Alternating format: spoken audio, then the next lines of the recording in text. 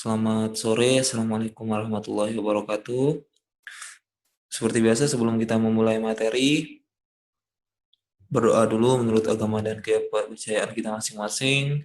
Semoga apa yang kita pelajari bisa bermanfaat untuk kehidupan kita ke depannya. Berdoa disilahkan.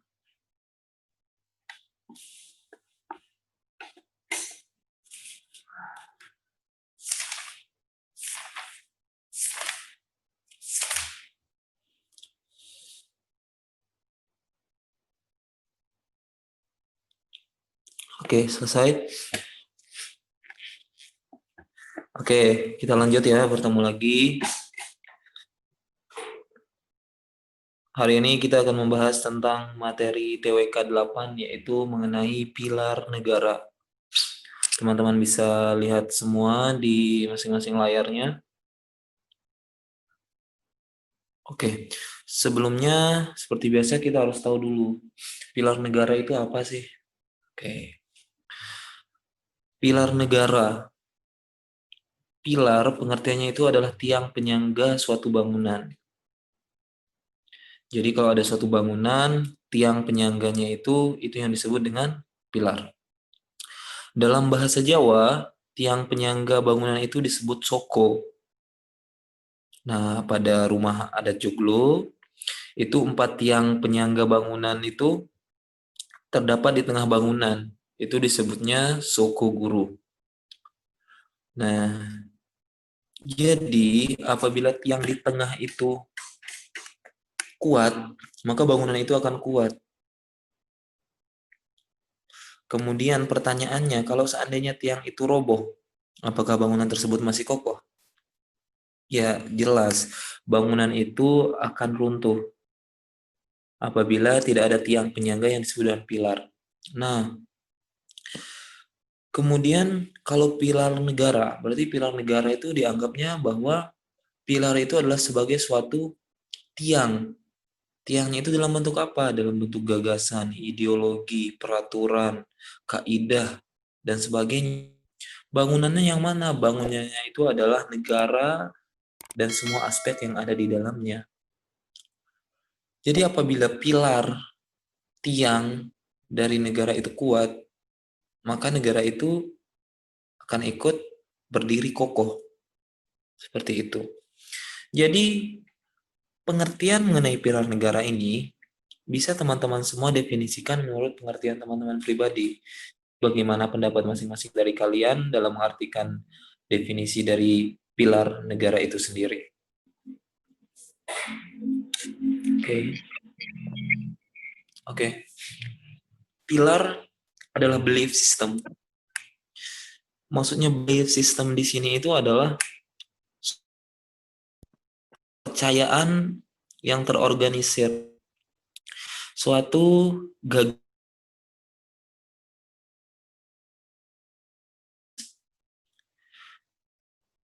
Jadi kalau kita percaya pada gagasan ini, maka sistem itu akan berjalan dengan baik.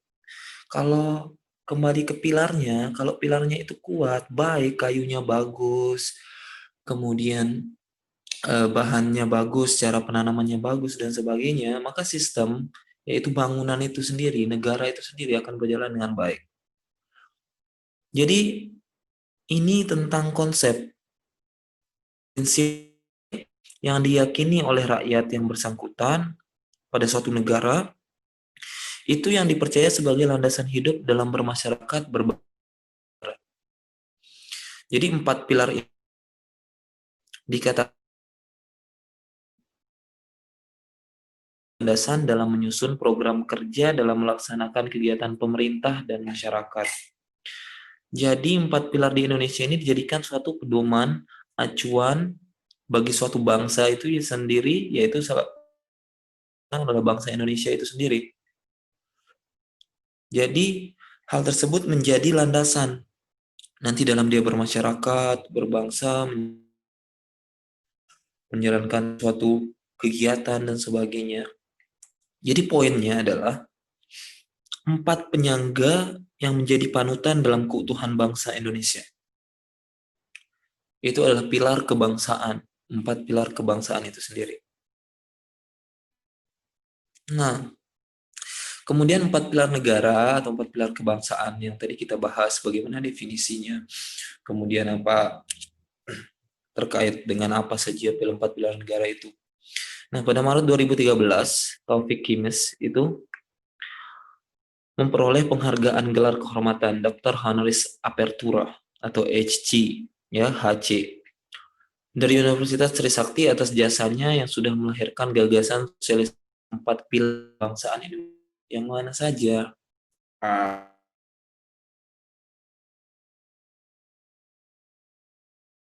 Materinya sebelumnya pada kita sudah pelajari, ada Bhinneka Tunggal Ika, sama juga pilarnya Bhinneka Tunggal Ika-nya sudah kita pelajari, mulai dari definisinya, sejarahnya, unsur-unsur terkait, dan sebagainya.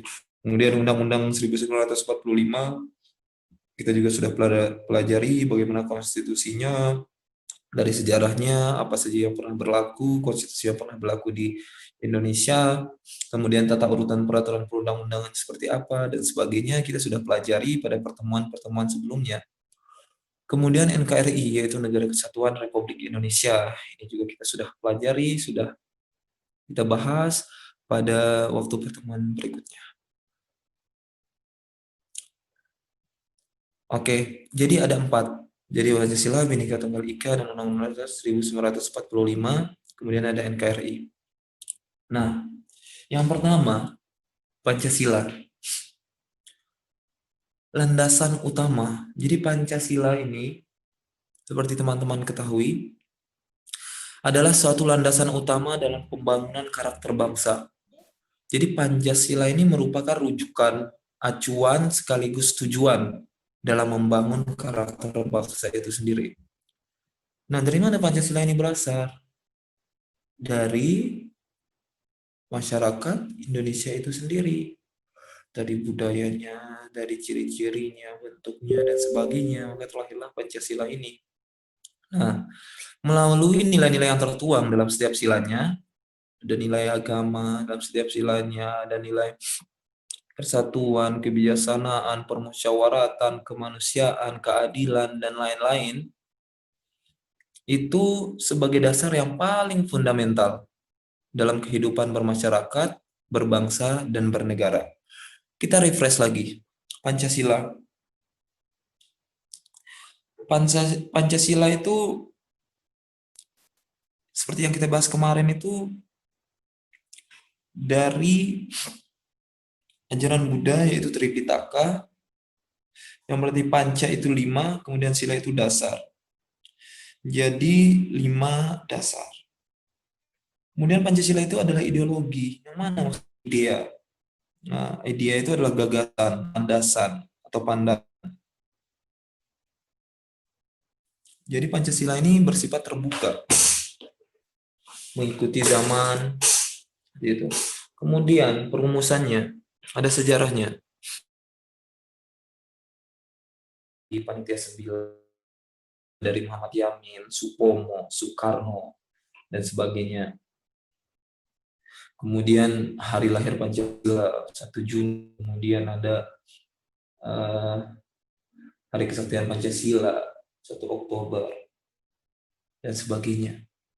Jadi landasan atau ideologi ini, pandangan hidup ini, digabungkan dalam itu sebagai landasan yang paling fundamental dalam kehidupan berbangsa dan bernegara. Kita lanjut. Kemudian Bhinneka Tunggal Ika. Bhinneka Tunggal Ika itu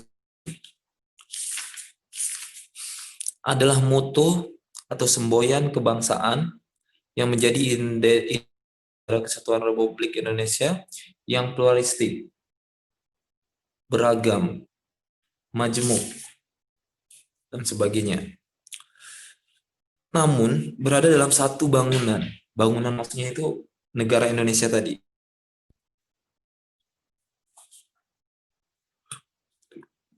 Kemudian dalam satu bangunan itu masyarakatnya hidup berdampingan dengan aman dan damai. Jadi dalam satu bangunan kita ibaratkan itu adalah negara Indonesia. Kemudian pilar-pilarnya ini, Bhinneka Tunggal Ika, kemudian dari Pancasila. Kalau kita refresh lagi materi sebelumnya yang kita sudah bahas, Bhinneka Tunggal Ika berasal dari kitab Suta Soma yang ditemukan oleh Empu Tantular pada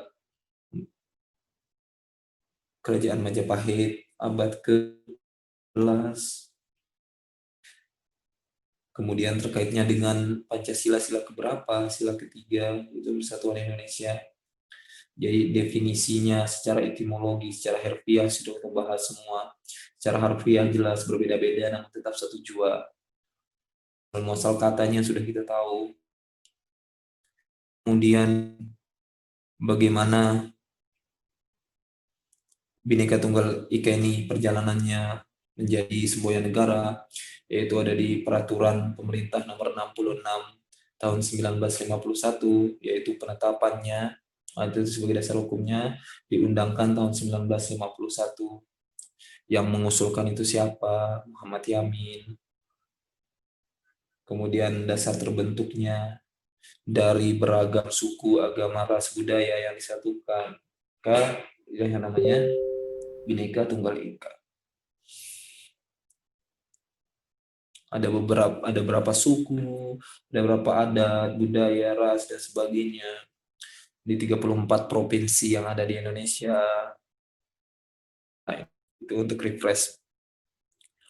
Jadi Bhinneka Tunggal Ika ini juga termasuk ke dalam pilar-pilar kebangsaan sebagai tonggak, sebagai tiang dalam sistem ketatanegaraan. Selanjutnya, Undang-Undang Dasar 1945. Undang-Undang Dasar 1945 adalah basic law, yaitu hukum dasar tertulis. Konstitusi resmi NKRI yang disahkan PPKI pada tanggal 8 Agustus 1945.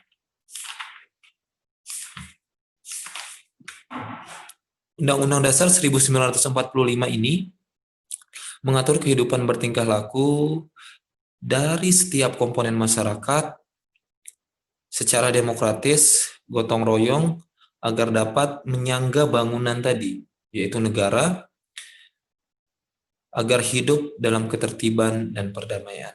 Jadi Undang-Undang Dasar 1945 ini juga termasuk ke dalam pilar negara. Bagaimana proses penyelenggaraan, kemudian proses bermasyarakat, berbangsa, dan bernegara itu diatur oleh hukum dasar tertulis, yaitu konstitusi kita, Undang-Undang Dasar 1945. Kita refresh ke materi yang sudah kita bahas. Undang-Undang Dasar 1945 itu disahkan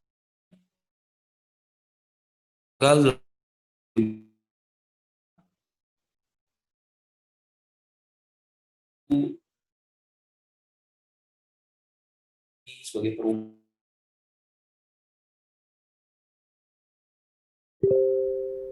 menjadi UUDS tahun tanggal 17 Agustus 1950 sampai dengan Juli 1959, kemudian digantikan oleh UUDS sampai 17 Agustus.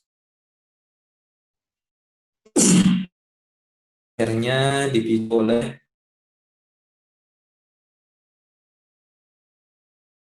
kalinya besar. Kemudian terkait dengan Undang-Undang Dasar 1945, jadi pasal 37 itu perubahan perundang-undangan. Ada yang namanya amandemen. Yang amandemen saya yakin teman-teman semua masih ingat. Amandemen itu apa? Yaitu melakukan perubahan secara sederhananya dengan tidak menghilangkan nilai-nilai aslinya. Kemudian ada istilah juga adendum, yaitu tambahan ketentuan atau pasal tambahan. Kemudian konstitusi dari Undang-Undang Dasar 1945 ini tujuannya, fungsinya itu adalah membatasi kekuasaan penguasa, kemudian melindungi HAM, kemudian menciptakan ketertiban masyarakat. Tata urutan peraturan perundang-undangan sudah jelas. Itu ada di Undang-Undang Nomor 10 Tahun 2004 dan Undang-Undang Nomor 12 Tahun 2011. Jadi mulai dari atas, dari Undang-Undang 1945, lanjut ke TAP MPR, kemudian Undang-Undang Perpu, Perpres, dan sebagainya, sampai dengan peraturan daerah. Nah, kemudian amandemen Undang-Undang Dasar 1945 kita refresh lagi, ada 4 kali amandemen. Pertama itu 14 sampai 21 Oktober 1999, 7 sampai 18 Agustus tahun 2000, kemudian 1 sampai 9 November tahun 2001, 9 sampai 11 Agustus tahun 2002. Itu terkait tentang Undang-Undang Dasar 1945. Kemudian kita ke NKRI. Negara Kesatuan Republik Indonesia. Jadi, adalah negara yang terdiri dari banyak pulau yang berada dalam satu kesatuan. Disebutkan di pasal 1 ayat 1, negara Indonesia adalah negara kesatuan yang berbentuk republik. Tujuan dari proses sistem tata pemerintahan, kemudian proses pemerintahan yang terjadi dalam negara kesatuan Republik Indonesia, itu tujuannya, tujuan nasional, tujuan negara itu jelas tertera dalam pembukaan Undang-Undang Dasar 1945, yaitu melindungi segenap bangsa Indonesia dan seluruh tumpah darah Indonesia, memajukan kesejahteraan umum, kemudian mencerdaskan kehidupan bangsa, ikut serta dalam ketertiban dunia berdasarkan kemerdekaan, perdamaian abadi, dan keadilan sosial. Kita refresh lagi untuk materi NKRI. Jadi NKRI, negara itu adalah salah satu organisasi kesusilaan yang di dalamnya terdapat masyarakat, wilayah, dan batas-batasnya. Nah, kemudian NKRI ini berdiri melalui apa? Nah, NKRI ini berdiri melalui perjuangan kemerdekaan, persamaan nasib, kemudian berjuang bersama, tidak melalui penyerahan kekuasaan. Kemudian negara Kesatuan Republik Indonesia ini adalah salah satu kesatuan yang di dalamnya terdapat sistem-sistem yang komponen-komponen yang mengaitkan satu dengan lainnya, sehingga NKRI ini termasuk salah satu pilar dari tonggak kebangsaan dalam proses bermasyarakat, berbangsa, dan bernegara. Oke. Kemudian kita membahas tentang fungsi dan wujud sikap yang mencerminkan 4 pilar kebangsaan itu. Fungsinya yang pertama, sebagai tombak untuk tetap kokohnya berdirinya bangsa, kemudian menginspirasi rakyat untuk kembali ke tujuan yang benar, kemudian menjaga kemurnian Undang-Undang Dasar 1945, membangun pemahaman tentang jiwa kebangsaan secara utuh, kemudian sarana pembangunan hukum bangsa, kemudian sarana pembaharuan masyarakat, alat ketertiban dan pengaturan masyarakat, kemudian sebagai landasan hidup bermasyarakat, berbangsa, dan bernegara. Dan masih ada fungsi-fungsi lainnya menurut para ahli. Jadi fungsi dari 4 pilar kebangsaan ini sudah menyangkut seluruh aspek kehidupan yang ada di NKRI itu sendiri. Bagaimana mengatur sampai akhirnya tercapai tujuan nasional itu sendiri. Kemudian kalau wujud sikapnya seperti apa? Contohnya setia dan cinta terhadap tanah air. Kemudian mengembangkan persatuan dan kesatuan atas dasar Bhinneka Tunggal Ika. kemudian tidak menjadi koruptor, tidak membuat keputusan atau pernyataan yang merugikan bangsa, tidak membedakan suku, ras, agama, adat maupun bahasa, tidak menyalahgunakan kekuasaan, menjaga ketertiban dan keamanan, saling tolong menolong, saling menghormati, dan lain-lain.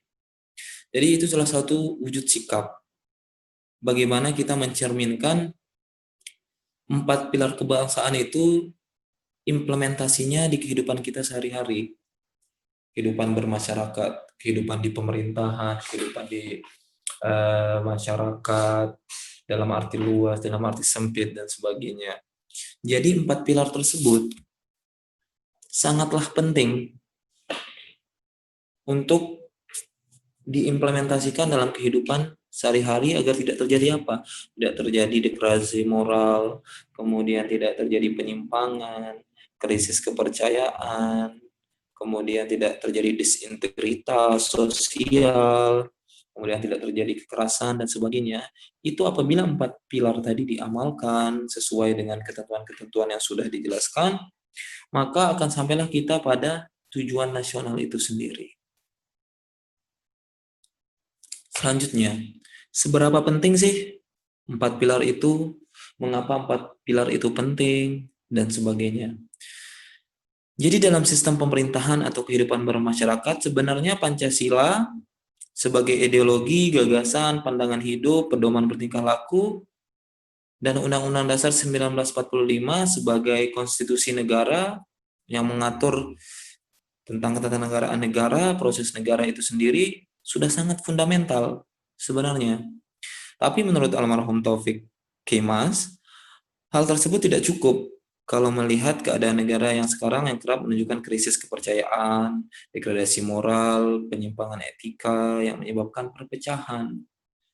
Jadi persatuan dan kesatuan mulai terjadi perpecahan, kemudian mulai terjadi radikalisme, kemudian mulai banyaknya kasus-kasus SARA dan sebagainya. Itu salah satu bentuk dampak dari tidak diamalkannya 4 pilar itu sendiri. Jadi kalau kita ibaratkan, kita kembali lagi ke yang pertama, yaitu pilar, tiang. Berarti kalau tiangnya dimakan rayap, kemudian tiangnya tidak kokoh atau kayunya tidak kuat, itu kan berarti kita sebagai masyarakat yang tidak menjalankan. Kita sebagai rakyat yang orientasinya memang harus melaksanakan 4 pilar itu. Tiangnya sudah ada, tapi kemudian ada rayap, kemudian ada gangguan-gangguan lain seperti itu.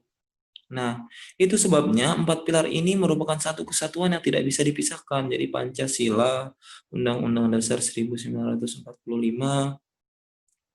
kemudian tadi ada Bhinneka Tunggal Ika, kemudian ada NKRI, itu tidak dapat dipisahkan demi tercapainya masyarakat yang baik dan tercapainya tujuan negara itu sendiri. Jadi 4 pilar negara yang disosialisasikan ini sebenarnya merupakan tolak ukur. Semuanya sebenarnya sudah ada seharusnya di Pancasila. Tapi agar lebih jelasnya lagi, agar lebih mempermudah lagi untuk mengamalkan dan sebagainya, dibuatlah suatu aturan yaitu konstitusi. Kemudian untuk memperkuat Pancasila itu sendiri ada semboyan, dibuat moto kehidupan Bhinneka Tunggal Ika yang merujuk pada sila ketiga. Kemudian setelah itu dijelaskan, ini loh NKRI, proses yang ada di dalam NKRI yang seharusnya yang sesuai dengan konstitusi, yang sesuai dengan Pancasila dan sebagainya. Nah, jadi hal-hal tersebut membuat 4 pilar negara ini harus berjalan dengan baik ketika masyarakat juga menaati peraturan konstitusi, kemudian mengamalkan nilai-nilai Pancasila, kemudian menanamkan nilai-nilai Bhinneka Tunggal Ika, kemudian tahu bahwa NKRI itu adalah suatu wadah, suatu tempat untuk berperilaku, untuk berproses dengan baik dan benar dan sebagainya. Seperti itu. Jadi itu, mengapa empat pilar itu penting? Karena apabila empat pilar itu sudah dijalankan dengan baik, dan tadi kita sudah bahas empat pilar itu, maka proses bermasyarakat, berbangsa, dan bernegara akan berjalan dengan lancar dan baik. Kemudian sampai ujungnya mencapai tujuan negara atau tujuan nasional yang sudah kita bacakan tadi. Oke, itu dia pembahasan tentang empat pilar kebangsaan atau empat pilar negara tadi. Ada yang mau ditanyakan dulu sebelum kita membahas soal? Nah, saya pengen nanya, Oke. kenapa itu di lambang Garuda itu tertulis Bhinneka Tunggal Ika? Terus sejak kapan Bhinneka Tunggal Ika itu resmi ada di Pancasila? Good. Oke.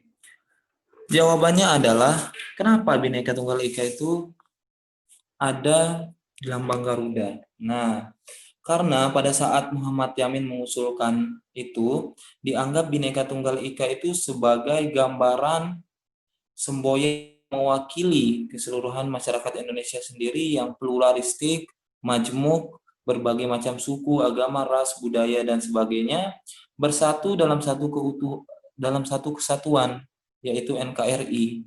Jadi Bhinneka Tunggal Ika dicengkram oleh burung Garuda.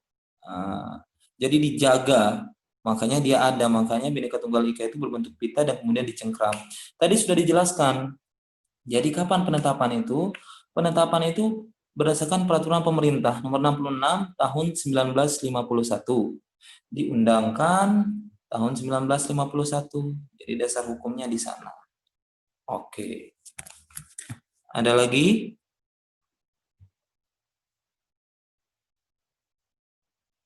Ya, Kak, makasih, Kak. Oke, terima kasih kembali. Ada lagi teman-teman? Kak, Hmm?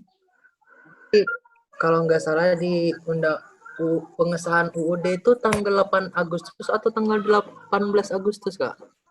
18. Oh, tadi 8 Ya? Agustus, Kak. Tadi 8 Agustus, Kak, di slide-nya. Di slide, bentar. Oh, oke. Sorry. Typo, sorry. 18 Agustus 1945. Terima kasih sudah dibenarkan. Oke. Jadi 18 Agustus 1945 disahkan oleh PPKI. Sebelumnya kita sudah bahas juga. Oke, good. Ada lagi? Oh iya, Kak. Kenapa gitu Indonesia itu mempunyai dari mana? Sekarang aplikasi Undang-Undang Dasar kalian. Coba. Nah, di sana ada lambang-lambang negara juga dijelaskan. Nah, kemudian kenapa Garuda digunakan sebagai lambang negara? Nah, bahwa Garuda ini menggambarkan Indonesia adalah besar, kuat. Jadi warna Garuda itu juga diwarnai oleh keemasan. Pada burung Garuda itu melambangkan keagungan dan kejayaan. Nah, Garuda memiliki paruh, sayap, ekor, dan cakar yang melambangkan dari tenaga. Oleh karena itu, jadi Garuda dijadikan sebagai salah satu sebagai negara itu sendiri. Sekarang saya jelaskan nilai-nilai yang terkandung di lambang Garuda itu sendiri. Nah, perisai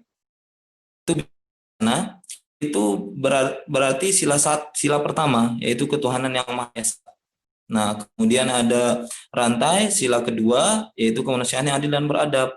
Ada kemudian pohon beringin, yaitu persatuan Indonesia, benteng, kerakyatan yang kebijaksanaan dalam permusyawaratan perwakilan, ada sosial bagi seluruh rakyat Indonesia.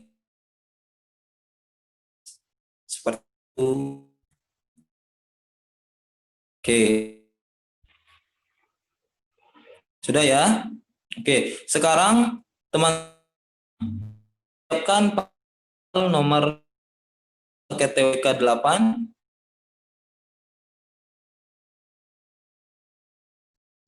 Oke. Saya berikan waktu 20 menit untuk menjawab soal yang sudah teman-teman semua terima. Oke, Naufal sudah, Rizky sudah, Enggar. Oke. Kalau gitu kita mulai membahas soal. Oke, kita mulai dari soal pertama. Perhatikan ya. Proses amandemen Undang-Undang Dasar 1945 yang dilakukan oleh MPR memiliki beberapa alasan utama. Di antaranya adalah jawabannya.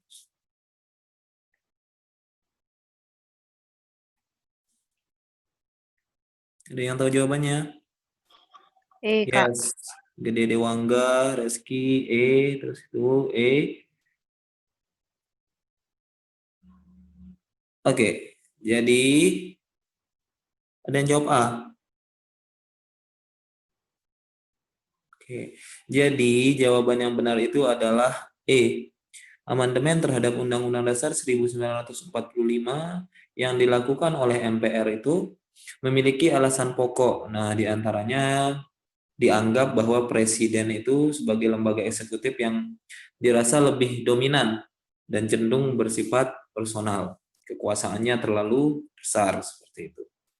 Kemudian nomor 2, makna yang terkandung dalam pembukaan Undang-Undang Dasar 1945 alinea pertama.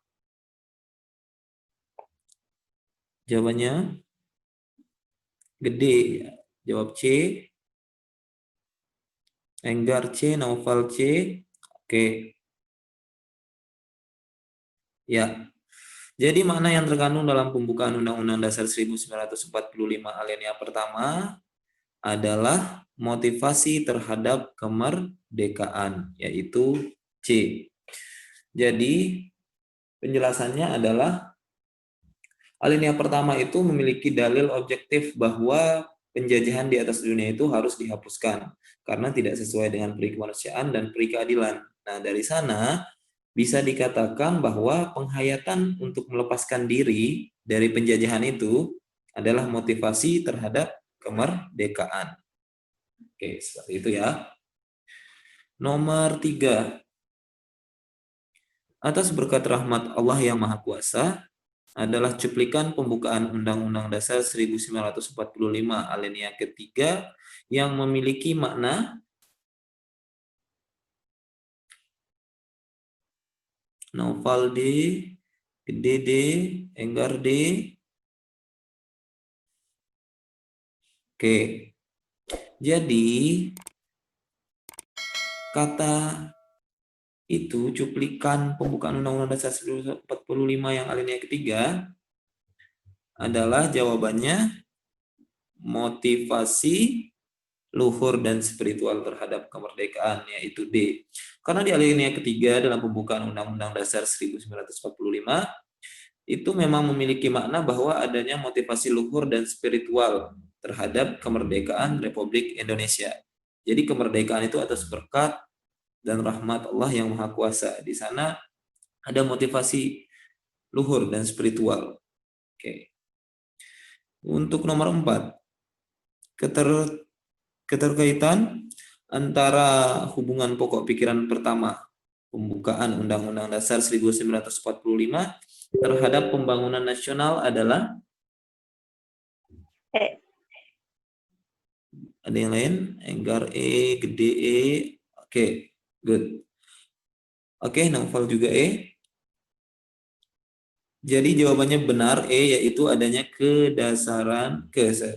kesadaran bahwa keberhasilan pembangunan nasional dilakukan oleh seluruh warga negara. Alasannya, hubungan pokok pertama dengan pembukaan Undang-Undang Dasar 1945 terhadap pembangunan nasional itu adalah adanya keberhasilan bahwa pembangunan nasional itu memang dilakukan oleh seluruh warga negara. Oke, yang kelima, kesepakatan dasar dalam perubahan Undang-Undang Dasar 1945 dengan cara adendum adalah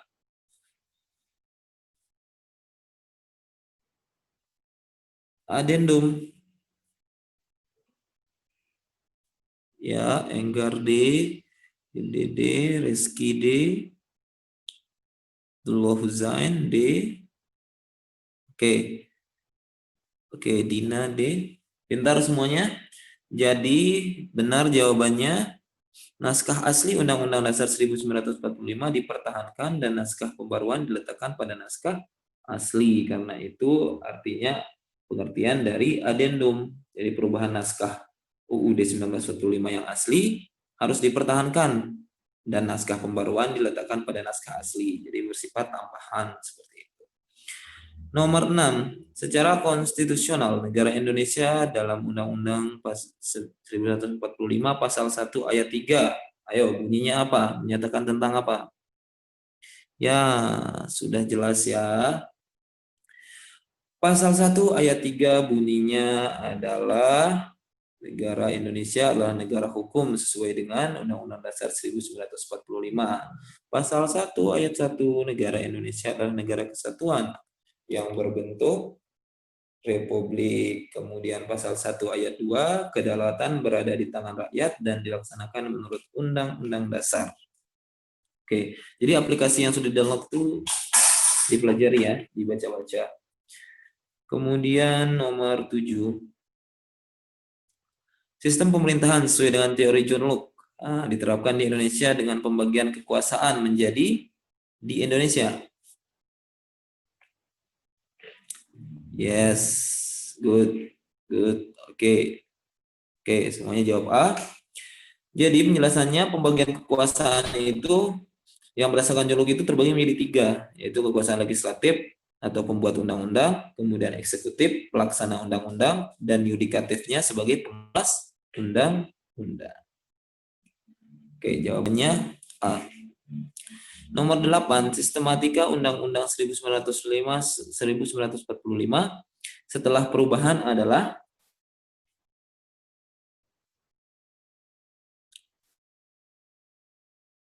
ayo. Nomor 8. C, Dina, Enggar, Gede, C. Oke.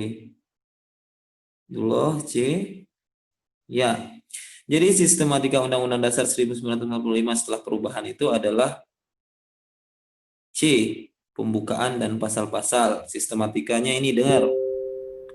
Undang-Undang Dasar 1945 setelah perubahan amandemen terdiri atas pembukaan dan pasal-pasal. Isinya terdiri atas 16 bab, 37 pasal, 170 ayat, 3 pasal aturan peralihan, dan 2 pasal aturan tambahan. Nomor 9. Berikut yang bukan landasan yuridis untuk diadakan perubahan terhadap Undang-Undang Dasar 1945 adalah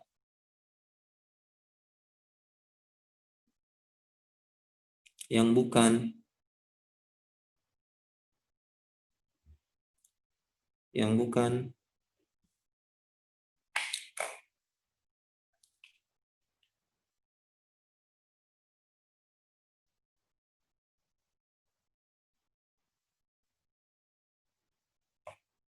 Jawabannya benar sekali E.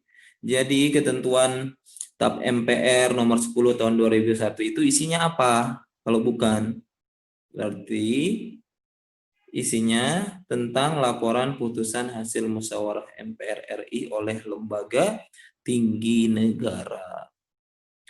Nomor 10. Perhatikan pernyataan berikut. Pernyataan di atas yang termasuk sebagai aturan pokok dalam kaidah perubahan terhadap Undang-Undang Dasar 1945 adalah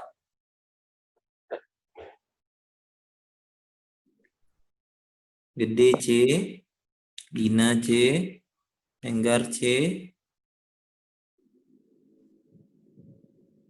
Oke, berarti 1, 2, dan 3. Perubahan didasarkan dengan adendum. kemudian mempertegas sistem presidensial, kemudian tidak mengubah pembukaan Undang-Undang Dasar 1945. Saya tambahkan ya. Jadi aturan dasar dalam proses perubahan terhadap Undang-Undang Dasar 1945 itu dapat dilakukan dengan 4 cara. Ya, tidak boleh mengubah pembukaan Undang-Undang Dasar 1945. Bentuk negara tidak dapat diubah, yaitu tetap pada negara kesatuan. Kemudian dilaksanakan dengan adendum dan mempertegas sistem presidensial. Jawabannya adalah C, nomor 10. Nomor 11. Dalam sistem demokrasi Pancasila di Indonesia, lembaga negara yang berhak melakukan impeachment. Impeachment itu saya kasih tahu adalah memberhentikan presiden.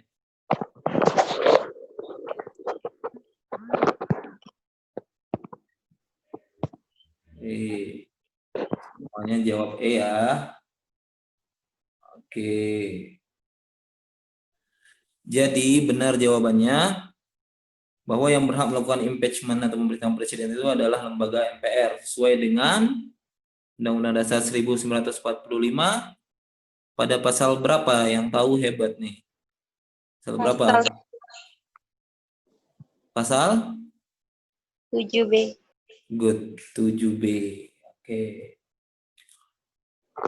Kemudian nomor 12, pengertian terhadap konstitusi dapat diartikan secara luas dan sempit. Pengertian konstitusi Indonesia yang dimaksud adalah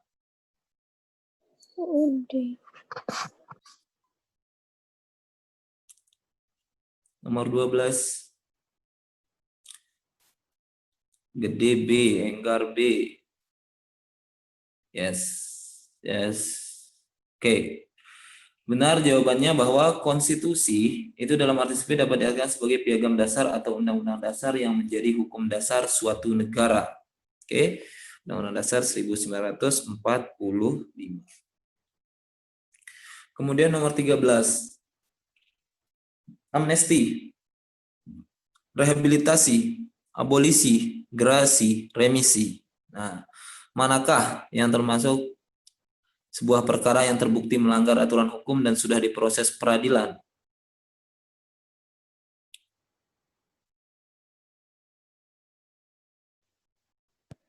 Nomor 13.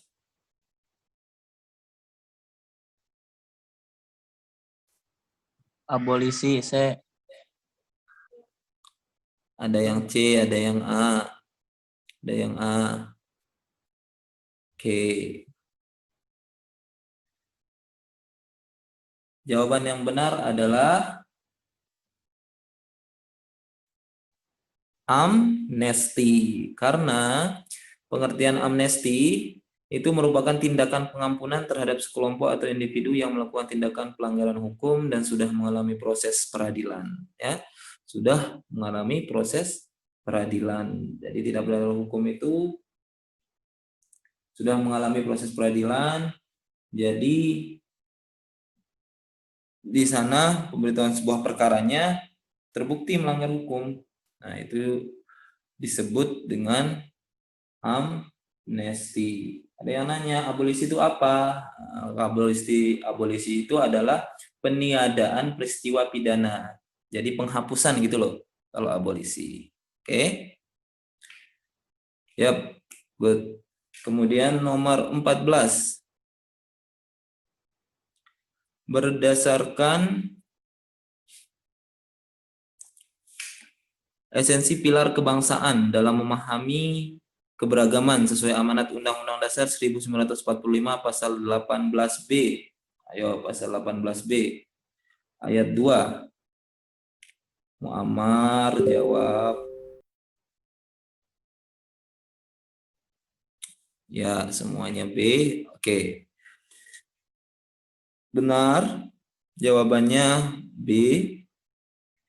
Jadi berdasarkan pasal 18B ayat 2 menyatakan bahwa negara mengakui dan menghormati kesatuan-kesatuan masyarakat hukum adat beserta hak-hak tradisionalnya sepanjang masih hidup sesuai dan dengan perkembangan masyarakat dan prinsip negara kesatuan Republik Indonesia yang diatur dalam undang-undang. Jadi kalau masih sesuai dengan NKRI, kemudian diatur dalam undang-undang, itu masih diperbolehkan.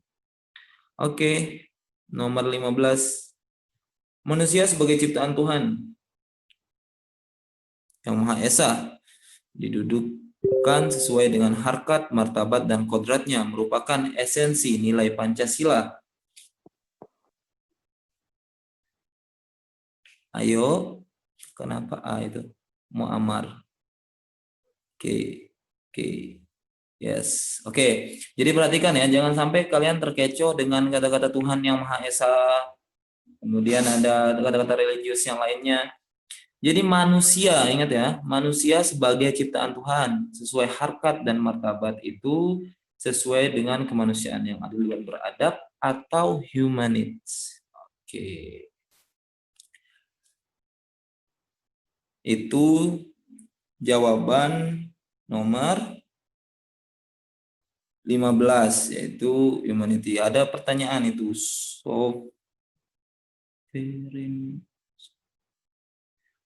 Sovereignitas. Sepertinya sovereignitas ini cuma kata pengecoh. Saya kurang tahu kalau sovereignitas itu apa. Tidak pernah dengar. Sepertinya ini cuma kata pengecoh saja. Ya, kalau teman-teman ada yang bisa bantu jawab boleh. Ya, sovereignitas itu ditanya sama siapa tadi? Muhammad siapa? Oke. Ya. Nomor 16. Pelestarian budaya yang dilakukan oleh generasi muda adalah cara terbaik dalam menjaga eksistensi pilar kebangsaan. Pendekatan ini dikenal sebagai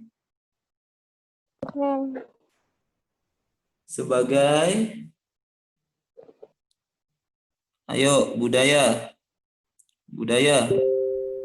Yes. Oke. Ya. Jadi jawabannya adalah pendekatan kultural. Jadi pendekatan kultural itu diupayakan oleh generasi penerus dengan cara mendekatkan diri pada nilai dan budaya agar tetap lestari. Jadi pelestarian budaya bangsa sebagai jati diri itu harus dikembangkan kepada generasi muda. Jadi seiring berkembangnya organisasi, seiring berkembangnya globalisasi, kemudian modernisasi, jadi harus ada pendekatan kultural seperti itu.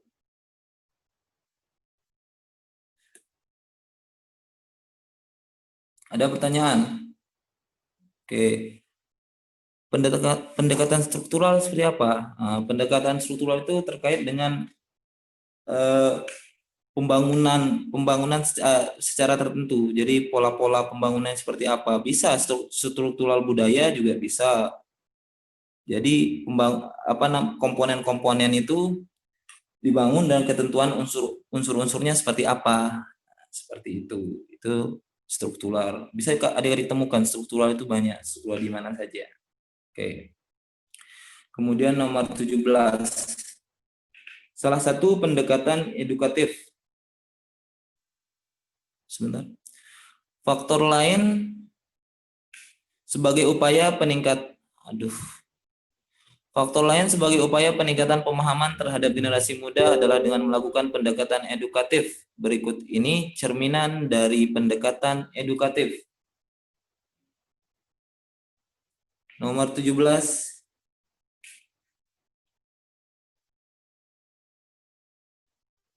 Pendekatan edukatif. Dina jawab A. Reski A. Naufal E. Oke. Lagi? Oke. Fadel E. Jadi faktor lain sebagai upaya peningkatan pemahaman terhadap generasi muda adalah dengan melakukan pendekatan edukatif. Yang tercermin dari pendekatan edukatif adalah A. Memberikan ruang terbuka untuk menyalurkan ide. Jadi, pendekatan edukatif itu bisa menjadi faktor pendorong pelestarian pilar kebangsaan dengan memberikan ruang kreativitas, ide agar segala bentuk kemampuan bisa tersalurkan dengan baik sesuai dengan nilai-nilai dan falsafah bangsa.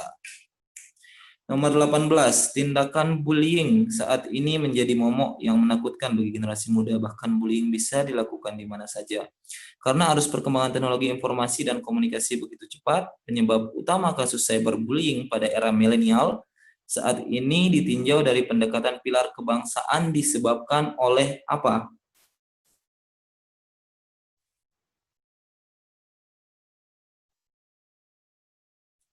Naufal E, Enggar E, Devi E, Dina E. Oke, good. Jadi jawabannya nomor 18 itu adalah E. Karena generasi milenial saat ini sudah mengalami penurunan pemahaman terhadap apa? Terhadap nilai-nilai Pancasila itu sendiri sebagai salah satu pilar kebangsaan. Akibatnya, perilaku yang tidak pantas sering terjadi, termasuk cyberbullying dan sebagainya. Nomor 19, pencetus ide dan implementasi terhadap konsep 4 pilar kebangsaan diperkarsai oleh, oke, sudah jelas ya, C. Taufik Kimis.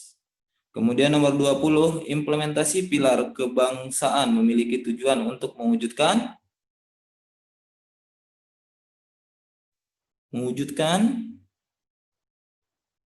implementasi pilar kebangsaan memiliki tujuan untuk mewujudkan D. ada yang D. E.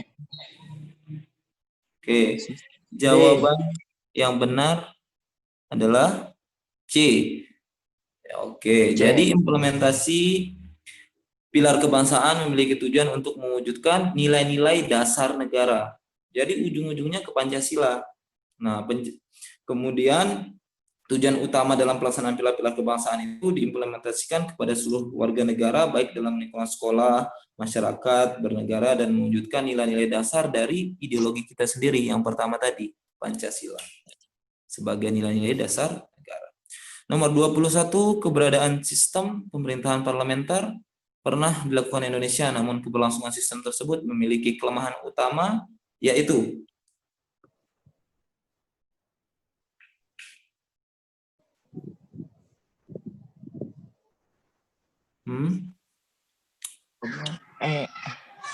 E. Good. Oke.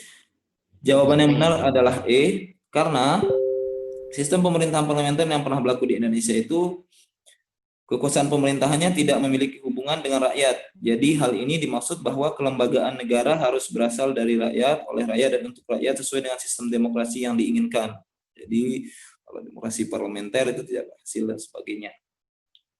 Kemudian nomor 22, penetapan naskah Undang-Undang Dasar dilakukan oleh PPKI pada tanggal, sudah jelas ya? 18 Agustus. Yes, 18 Agustus. Kemudian nomor 23, oke, negara Indonesia menganut sistem hukum yang dijunjung tinggi sebagai aturan dan penjaminan terhadap seluruh warga negara Indonesia. Maksud dari rule of law adalah, ayo, Tindakan antara hukum privat dan hukum publik. saya kasih ya Enggar Prasisti, jawabannya E.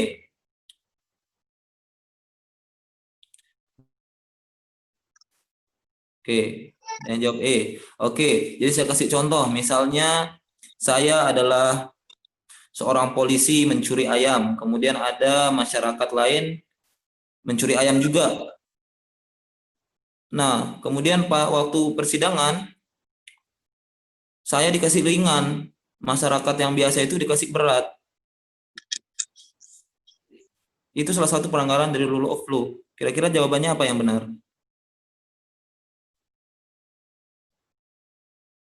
E, good. Jadi maksud dari rule of law itu, negara itu tidak mengenal penghususan peradilan terhadap sebagian warga negara, karena seluruh warga negara itu memiliki kedudukan yang sama di mata hukum.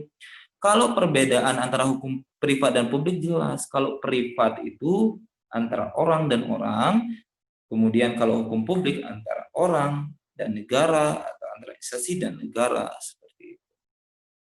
Nomor 24, representation by election terlihat dalam tata pengolahan lembaga negara dalam apa?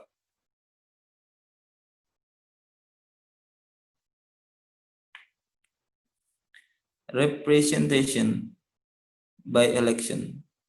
Sir Daudi, Dina, D, Enggar, D, K. Jadi jawaban yang benar itu D. Karena representation by election itu dikenal dengan perwakilan atas dasar pemilihan.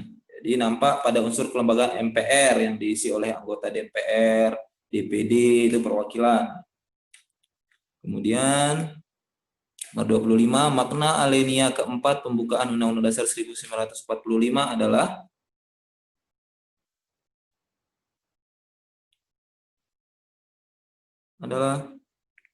pembukaan alinea keempat. Fadel A, gede D, Dina D. Oke, ada yang jawab A juga.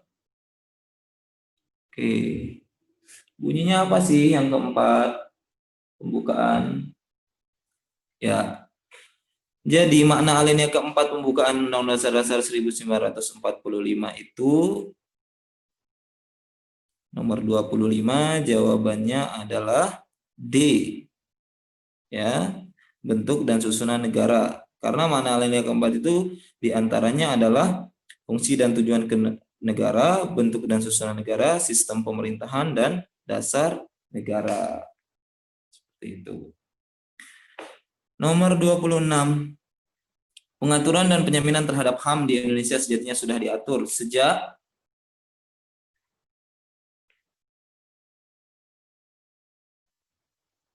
iya, oke, betul. Jadi waktu itu waktu proses perancangan Undang-Undang 1945 itu sudah diatur penjaminan hak itu, hak asasi manusia, makanya yang mengusulkan banyak seperti itu. Soekarno, kemudian pengusulan dari Sutomo ini dan sebagainya ini. Oke. Nomor 27.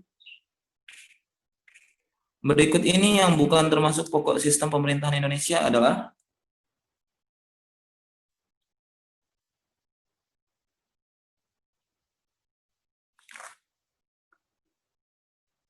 good. Sistem pokok kita itu adalah pemerintahan dari rakyat, oleh rakyat, dan untuk rakyat. Jadi sesuai dengan Undang-Undang Pasal 1 Ayat 2, yaitu kedaulatan berada di tangan rakyat. Jadi itu berada di tangan rakyat. Jadi nomor 27 itu C. Nomor 28, hubungan antar Pancasila dan NKRI adalah, ada yang jawab D, gede. Yes, Noval. Good, Dina. Oke, jawaban yang benar tepat sekali D. Jadi Pancasila itu dijadikan dasar negara dan pandangan hidup dalam menjaga NKRI karena falsafah dan nilai yang ada di dalamnya itu merupakan hasil dari karakter budaya bangsa yang digali dan dikonsepsikan ke dalam 5 sila tersebut. Nomor 29. Kewenangan konstitusi yang diberikan Presiden dalam pemberian gerasi, amnesti, rehabilitasi, dan abolisi dikenal dengan hak apa?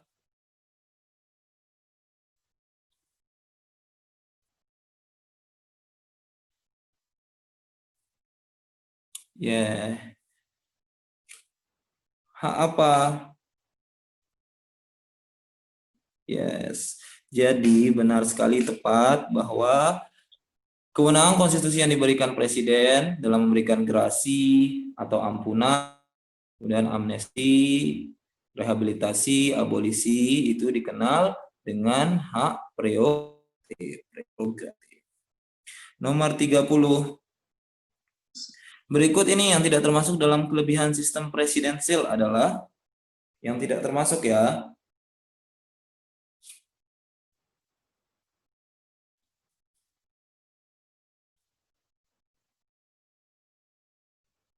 Yes, Safira gede jawab B.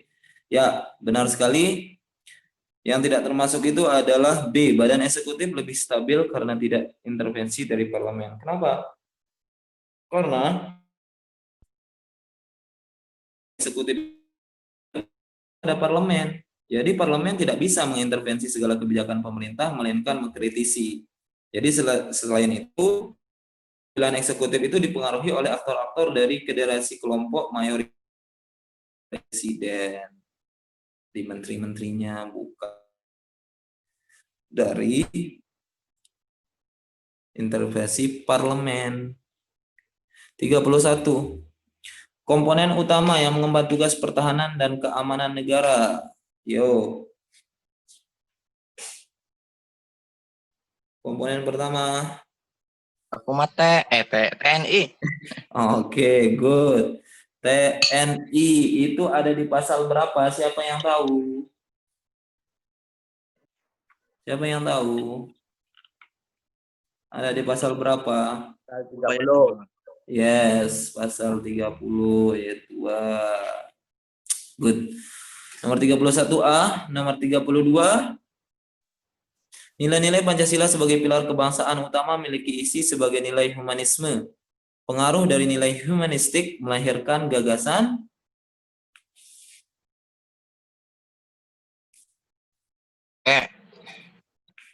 ya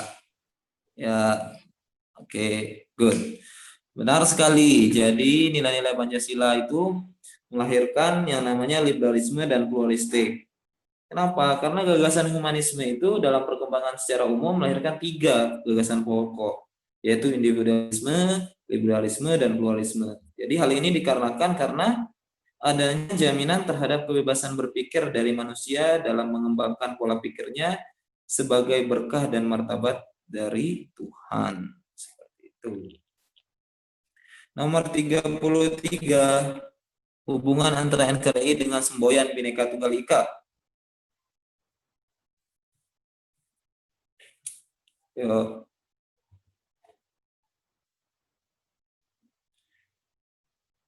Novel A, Dina A, oke, good. Nah, ya, maka daripada itu Bhinneka Tunggal Ika itu sebagai tolak ukur persatuan. Benar. Jadi NKRI itu dapat dicapai dengan semangat persatuan. Semangat persatuan itu dengan mana? Mengambil nilai-nilai dari Bhinneka Tunggal Ika itu sendiri. Seperti itu. Nomor 33 itu A. 34. Pancasila mampu menjadi pilar sekaligus filter bagi perkembangan negara. Pada era saat ini, sikap yang sesuai dengan Pancasila terhadap arus perkembangan globalisasi adalah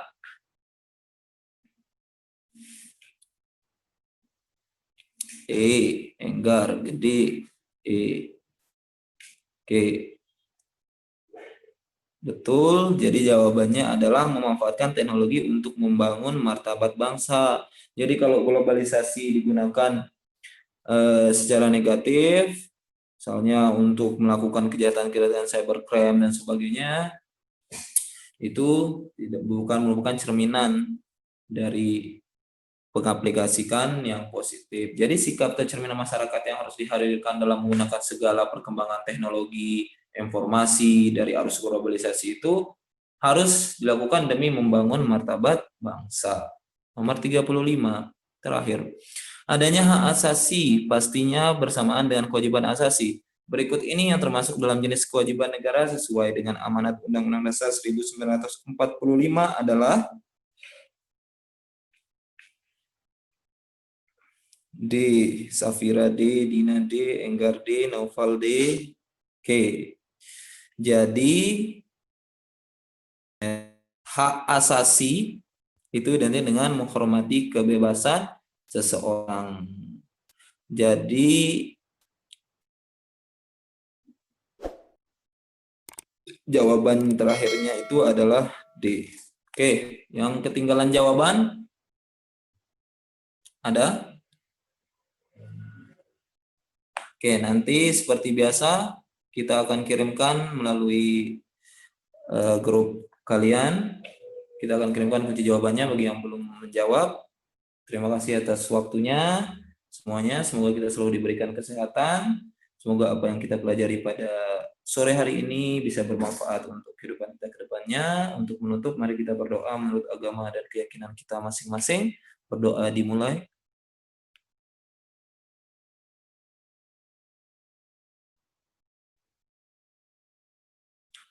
Selesai, terima kasih. Mohon maaf apabila ada kesalahan. Selamat sore. Assalamualaikum warahmatullahi wabarakatuh.